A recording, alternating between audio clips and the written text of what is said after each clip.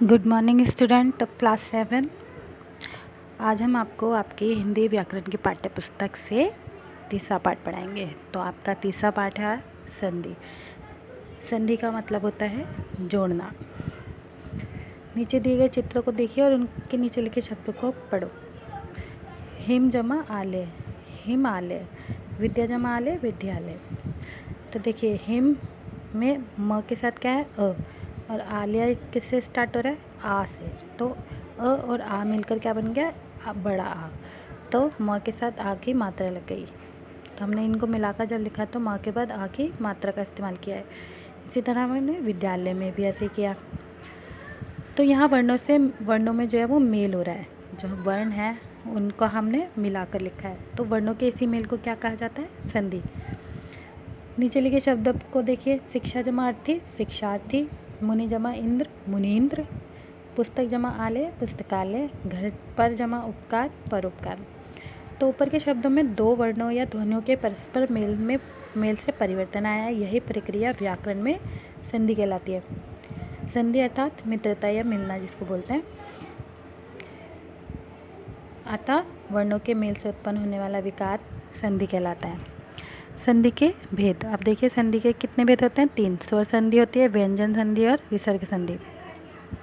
हम नीचे टेबल देखिए। स्वर संधि में स्वर और स्वर का मेल होता है। व्यंजन संधि में स्वर और व्यंजन का, व्यंजन का या व्यंजन या स्वर का। विसर्ग संधि में विसर्ग और स्वर का और विसर्ग और व्यंजन का। अब देखिए स्वर संधि में दो स्वरों का जो परस्पर मेल और उनमें होने वाला परिवर्तन ही स्वर संधि कहलाता है। जैसे हिम जमा आलय, हिमालय। स्वर संधि में इसके 5 भेद होते हैं। दीर्घ संधि होती है, गुण संधि, वृद्धि संधि, यन संधि और अयादि संधि। दीर्घ संधि में क्या होता है, हिंदी में 2 प्रकार के स्वर होते हैं। एक होता है ह्रस्व स्वर और एक होता है दीर्घ स्वर। किसी भी स्वर के ह्रस्व या दीर्घ के रूप के पश्चात यदि उस स्वर का ह्रस्व या दीर्घ रूप आ जाए तो दोनों मिलकर दीर्घ हो जाते हैं। इसे ही हम दीर्घ संधि कहते हैं। जैसे नीचे आपको उदाहरण टेबल बना के दिखा रखे हैं। अ जमा अ बन गया आपका बड़ा आ। तो इसमें दिखाया गया आपको धर्म जमा अर्थ, धर्मार्थ। क्रोध जमा अग्नि, क्रोधाग्नि।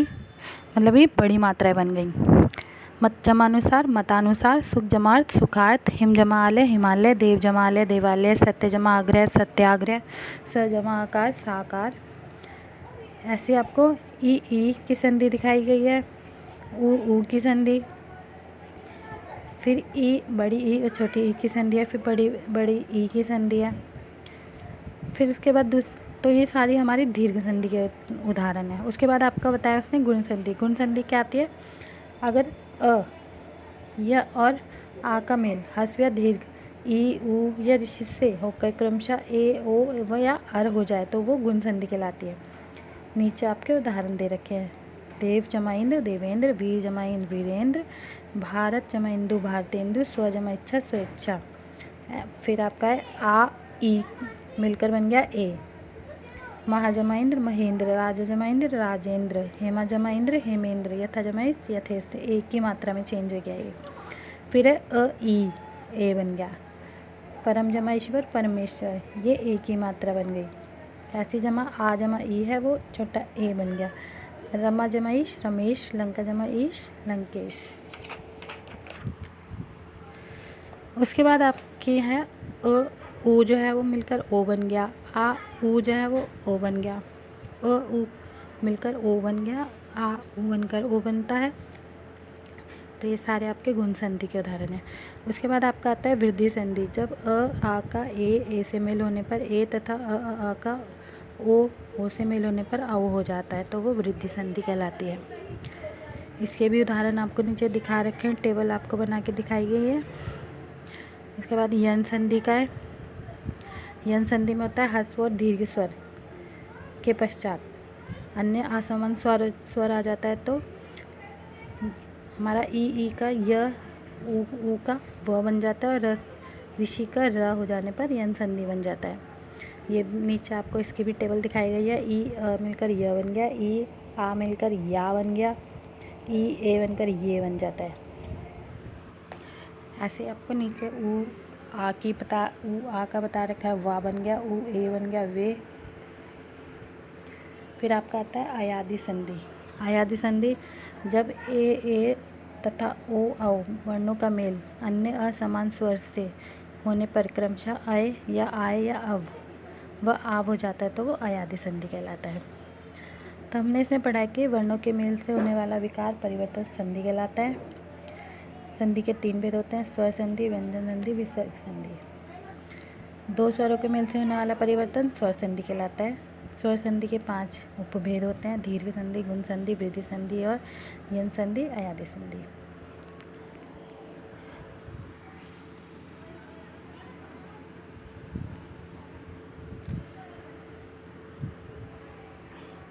उसके बाद आपका आता है व्यंजन संधि। व्यंजन तथा स्वर तथा व्यंजन का या व्यंजन और व्यंजन का मेल होने से जो परिवर्तन होता है उसे व्यंजन संधि कहते हैं। उसके कुछ उदाहरण आपको नीचे दिखाए गए हैं, जैसे परि जमा छेद, परिच्छेद, उत जमा जल, उज्ज्वल, जगत जमा ईश, जगदीश। तो ई और छ का स्वर, जैसे ई हमारा स्वर है और छ हमारा क्या है, व्यंजन। त हमारा है व्यंजन, च हमारा है व्यंजन। त व्यंजन है, ई स्वर है। व्यंजन संधि के कुछ प्रमुख नियम और उदाहरण दिए जा रहे हैं, इन्हें ध्यानपूर्वक आपको समझना है और याद करना है। वर्ग के पहले वर्ण का तीसरा वर्ण में परिवर्तित होना, जैसे दिक् जमा गज, दिग्गज, दिक् जमा अंबर, दिगंबर, वाक जमा ईश, वागीश, अच जमा अंत, अजंत। यहाँ पे चा का जा में परिवर्तन हुआ है। षट जमा दर्शन, षडर्शन, टा का डा में परिवर्तन हुआ है। उत जमा योग, उद्योग, इसमें ता का दा में परिवर्तन हुआ है। अप जमा ज, अब्ज, इसमें प का बा में परिवर्तन हुआ है। वर्ग के पहले वर्ण का 5वें वर्ण में परिवर्तन होना। वर्ग के पहले वर्ण का 5वें वर्ण में परिवर्तन होना। वाक जमा में, वाग में, तो क का ड में। षट जमा मास, समास, ट का ण में परिवर्तन। सत जमा मार्ग, सन्मार्ग, त का ना में परिवर्तन हुआ है। अप जमा में, अमय, प का मा में परिवर्तन होना। त के संबंध में नियम है, यदि त के बाद च या छ आता है तो त का च हो जाता है, जैसे उत जमा चारण, उच्चारण, त का क्या बन गया, चा। और यदि त के बाद ज या झ आता है तो त का ज हो जाता है, जैसे सत जमा जन, सज्जन। और यदि त के बाद ट आता है तो त का ट हो जाता है, तत जमा टीका, तट्टिका। यदि त के बाद ड या ढा हो तो त का ड हो जाता है, उत जमा डयन, उड़यन। यदि त के बाद ला हो तो त का ला हो जाता है, उत जमा लेख, उल्लेख। त के बाद यहाँ पे ला है तो वो ला बन गया, तो उत जमा लेख, उल्लेख। यदि त के बाद हा हो तो त का दा होता है या हा का धा हो जाता है, उत जमा हाथ, उद्धार। माँ के संबंध में नियम यह है कि यदि माँ के बाद क, च, ट, त, प आए तो माँ के स्थान पर उसी वर्ग का 5वां वर्ण या अनुस्वार आ जाता है, जैसे सम जमा कल्प, संकल्प, सम जमा तोष, संतोष। यदि माँ के बाद य, र, ल, व, श, स आए तो माँ का स्वर अनुनासिक में चेंज हो जाता है। सम जमा योग, संयोग, सम जमा लग्न, संलग्न। यदि माँ के बाद म आए, यदि द्वित व्यंजन म और म हो जाता है, सम जमा मुख, सम्मुख। ऐसे आपका छ के संबंध में नियम है, यदि स्वर के बाद छ आ जाए तो वह च छ हो जाता है, जैसे आ जमा छादन, आच्छादन। ऐसे र के संबंध में भी है, नीर जमा रस, नीरस, न करना हो जाता है, परि जमा नाम, परिणाम। इसके बाद आपका तीसरा आता है विसर्ग संधि। विसर्ग संधि के बाद स्वर या व्यंजन के मेल होने से होने वाला परिवर्तन ही विसर्ग संधि कहलाता है। विसर्ग का ओ हो जाना, यशः जमा गान, यशोगान, जिससे विसर्ग था उसका ओ बन गया। अब विसर्ग रा में चेंज कैसे जाता है, दु जमा गुण, दुर्गुण। विसर्ग श में चेंज हो जाता है, निह जमा चल, निश्चल, जैसे विसर्ग की आवाज़ किस में आती है, ह में आती है। विसर्ग का स हो जाना, जैसे नमः जमा ते, नमस्ते। विसर्ग का श हो जाना निहि जमा पाप निष्पाप, विसर्ग का लोप हो जाना मतलब छुप जाना।